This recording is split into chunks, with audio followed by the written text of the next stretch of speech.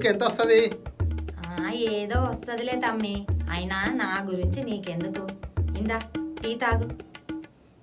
ఊరికే చెప్పరాదే, నేను ఏమన్నా అప్పడుగుతున్నానా ఏంది? సరే తమ్మి, నువ్వు బలవంతం పెడుతున్నా కాబట్టి చెప్తున్నా. రోజుకొక 5,000 వస్తుంది, మొత్తం ఖర్చులు పెట్టుబడి పోగా 3,000 మిగులుతుంది. నువ్వే రోజుకి 3,000 సంపాదిస్తున్నావంటే మా బావ ఎంత సంపాదిస్తున్నాడు? సంపాదన ఏం లేదు తమ్మి, పొద్దుగాల పిల్లలను స్కూల్కి రెడీ చేయాలి, మధ్యగాల నాకు అన్నం వండి తీసుకురావాలి, మళ్ళా సాయంత్రం స్కూల్ నుంచి పిల్లలను తీసుకురావాలి. ఇదే ఆయన సంపాదన. ఏందక్క అంత మాట అన్నావు? ఏముంది తమ్మి, ముందుగల్లా ఆటో నడుపుతుండే, ఈ ఫ్రీ బస్సుల వల్ల ఆడోళ్ళందరూ బస్సులు ఎక్కే, ఇక మొగోళ్ళు బైక్లల్లా కార్లల్లా వాయే, ఇంకా ఆటో ఎక్కేదెవరు?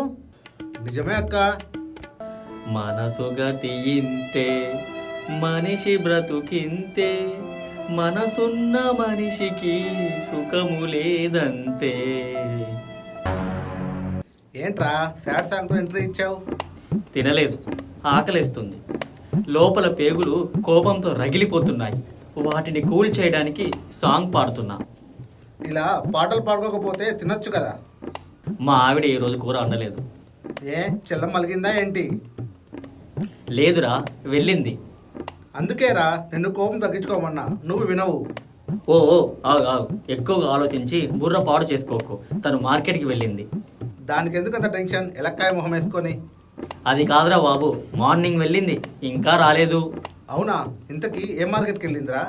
కరీంనగర్ మార్కెట్. ఏంటి, అమీర్పేట నుంచి కరీంనగర్కి కూరగాయల కోసం వెళ్ళిందా? ఏంట్రా నువ్వు చెప్పేది?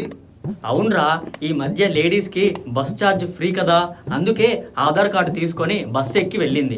కరీంనగర్ మార్కెట్లో కూరగాయలు చాలా తక్కువ రేట్లో ఉంటాయని నైట్ వాళ్ళ పిన్ని కాల్ చేసినప్పుడు చెప్పిందంట. తను సీరియస్గా తీసుకుంది. ఫ్రీ బస్సుల్ని ఇలా కూడా వాడుకుంటున్నారా? రేవంత్ అన్న ఎంత పని చేసావన్నా. హాయ్ రా, ఎలా ఉన్నారు? మామా చిల్లు బీరేసి చిల్లవుదామా? ఏందిరో అంత హుషారున్నావు, మేము ఎప్పుడు తాగుదామన్నా లేదు, త్వరగా ఇంటికి వెళ్ళాలి, పెళ్ళాం తిడుతుందంటావు. ఇప్పుడు పెళ్ళాం లేదుగా. ఊరెళ్ళిందే? నో, సినిమాకి వెళ్ళింది. సినిమాకి వెళ్తే 2 అవర్స్లో వచ్చేస్తుంది కదరా. రావడానికి చాలా టైం పడుతుంది. సినిమా నుండి షాపింగ్కి వెళ్ళమని డబ్బులు ఇచ్చావా ఏంటి? లేదురా, తను వెళ్ళింది యాత్ర 2 సినిమాకి. అయితే ఏ సినిమాకి వెళ్ళినా 2 అవర్స్లోనే వచ్చేస్తుంది కదా. జగనన్న సినిమా మీద ఆంధ్ర జనాల ప్రభావం ఎంతుందో తెలుసుకోవడానికి ఆంధ్ర బార్డర్కి వెళ్ళింది సినిమా చూడ్డానికి. ఎలాగో బస్ ఛార్జీలు తెలంగాణ బార్డర్ వరకు ఫ్రీనే కదా. అయ్యో బాబోయ్, ఇంతకుముందు ఆడవాళ్ళు వంటింట్లోంచి బయటకు వచ్చేవాళ్ళు కాదు, ఇప్పుడు కర్రీ కోసం కరీంనగర్, సినిమా కోసం బార్డర్లు దాటేస్తున్నారు. అవునరా, ఈ బస్సు ఫ్రీ ఛార్జీలు వచ్చిన తరువాత లేడీస్ ఇంట్లో కంటే బస్సులోనే ఎక్కువ స్పెండ్ చేస్తున్నారు. My wife is gone, my wife is gone.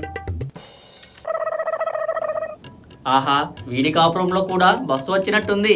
అరే పులిరాజా, ఎప్పుడు పులిలాగా ఉంటావు కదరా, ఇప్పుడు పాటలు పాడుతున్నావేంటి? ఈ ఫ్రీ బస్సుల వల్ల వాళ్ళ ఆవిడ కూడా జలకిచ్చినట్టుందిరా. ఏదో జోక్ చేశా మామా, సారీ. ఎవరిని పట్టుకొని ఏం మాట్లాడుతున్నావురా? వాడు పులి, వాడు కొట్టినా తిట్టినా వాడి పిల్లం ఇంట్లోనే ఉంటది, వాడు పవర్ఫుల్ హస్బెండ్. అరే ఇన్ని రోజులు నేను కూడా అదే అనుకున్నాను రా. యాక్చువల్గా డిజైన్ చెప్పాలంటే నేను కొట్టిన ప్రతిసారి మా ఆవిడ ఊరెళ్తా అనేది, కానీ ఛార్జీలకి డబ్బులు లేక ఆగిపోయేది. ఇప్పుడు ఊరికే అలా కొట్టానో లేదో ఆధార్ కార్డు పట్టుకొని జంప్ అయింది. మా ఇంట్లో మా దాదా తర్వాత నేనే రోషంగా పౌరుషంగా ఉంటాను. ఊర్లో పిల్లాన్ని భయపెడతారనే పేరుంది మామ. ఇప్పుడు ఆ ఫ్రీ బస్సు వల్ల నా పౌరుషం, నా వంశ గౌరవం మొత్తం పోయింది. అరే ఇక్కడ అందరిది అదే పరిస్థితి, ఏం చేయాలో అర్థం కాక ఒకరు బాధలు ఒకరు చెప్పుకుంటున్నాం. తమ్మి, అందరిని అడిగినావు, నీకు ఇంట్లో పెండ్లాం షాయి కూడా ఇయ్యలేదా? నేను షాప్ తెరవంగానే వచ్చినావు. అక్కో, మా ఆవిడ కూడా ఆధార్ కార్డు తీసుకొని తెలంగాణ మొత్తం ఒక రౌండ్ వేసి 2 రోజుల్లో వస్తానని వెళ్ళింది. వారం రోజుల నుండి టీ నీళ్ళు తాగుతూ బతుకుతున్నా, చెప్పుకుంటే సిగ్గిపోద్దని సైలెంట్గా ఉన్నా.